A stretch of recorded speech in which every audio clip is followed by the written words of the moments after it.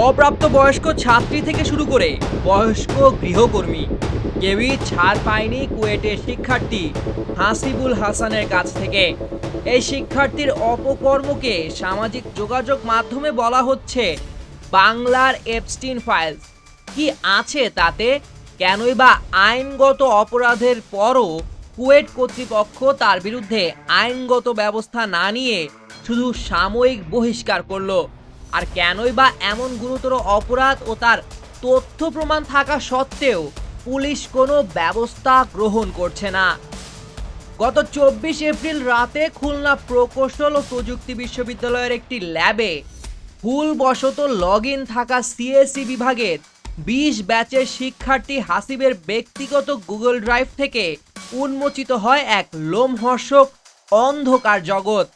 ফোল্ডারে ফোল্ডারে সাজানো ভুক্তভোগীদের, যাদের অধিকাংশই ছিল অপ্রাপ্তবয়স্ক ছাত্রী, যারা হাসিবের কাছে প্রাইভেট পড়তে আসতো।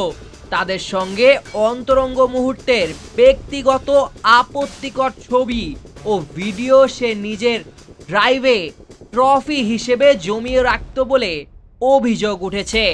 একটি স্ক্রিনশটে দেখা যায় তিনি তার এক ছাত্রীকে নগ্ন ছবি দিতে উদ্বুদ্ধ করছেন।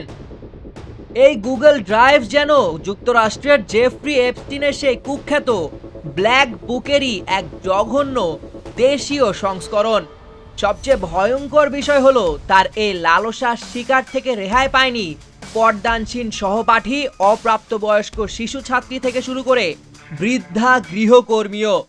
অথচ ক্যাম্পাসে হাসিবের পরিচিতি ছিল অত্যন্ত নম্রভদ্র এক তরুণ হিসেবে। ফজলুল হক হলে সাধারণ শিক্ষার্থীদের জেরার মুখে সে যখন নিজের জঘন্য অপরাধ স্বীকার করে, তখন ধর্মীয় আবেগকে চরমভাবে হাতিয়ার বানায়। সে অবলীলায় দাবি করে প্রতিবার এই বিকৃত পাপাচার করে সে নাকি 20 রাকাত নফল নামাজ পড়ে অনুতাপ করত।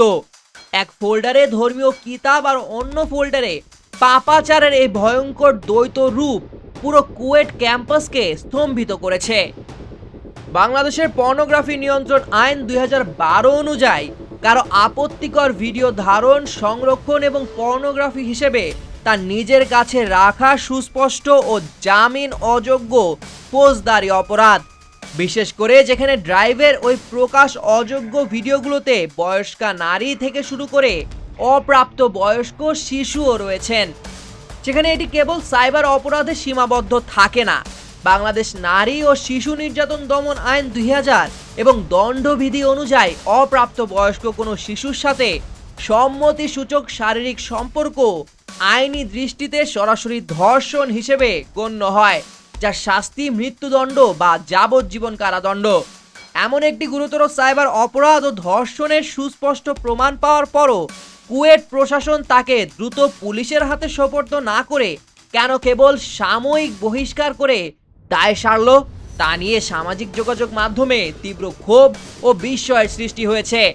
অনেকেই প্রশ্ন তুলছেন, একজন বিকৃত মস্তিষ্কের অপরাধী কিভাবে আইন শৃঙ্খলার ধরাছোঁয়ার বাইরে থাকে? সাধারণ শিক্ষার্থী ও সামাজিক যোগাযোগ মাধ্যমে এখন একটাই দাবি, এই ভয়ঙ্কর অপরাধীকে অবিলম্বে পুলিশে সোপর্দ করে গ্রেপ্তার করতে হবে।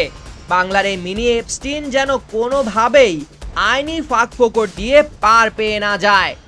সামিউল জয়, 21 টেলিভিশন।